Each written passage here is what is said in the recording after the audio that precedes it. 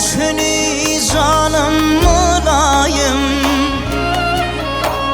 öldüm ölür beni verme cillada. Gece gündüz benim fin intizarım, ah yarım, öldüm ölür beni verme cillada. Cillada,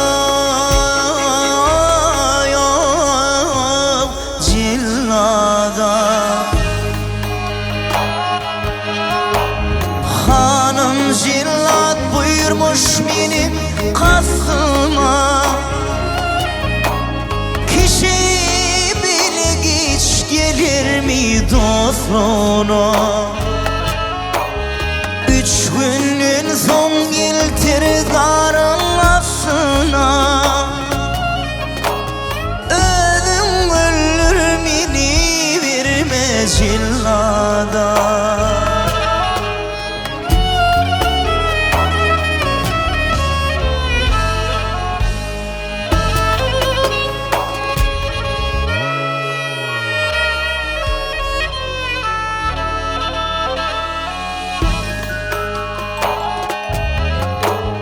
Tomaşa eyledin benim oyunuma,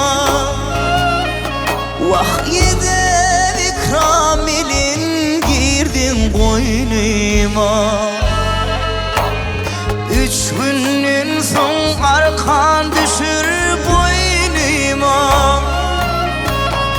öldüm ölür beni verme cillada. Cillada, ya cillada.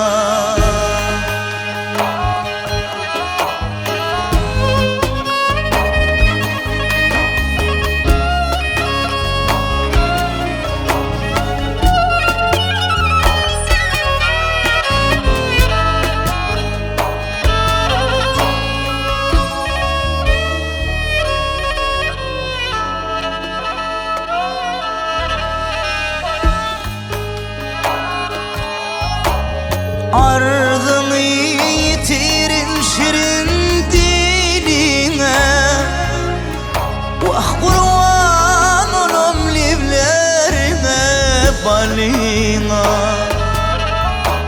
Mezbi üllür hanzır alıp eline, öldüm ölür beni verme cillada. Cillada, cillada.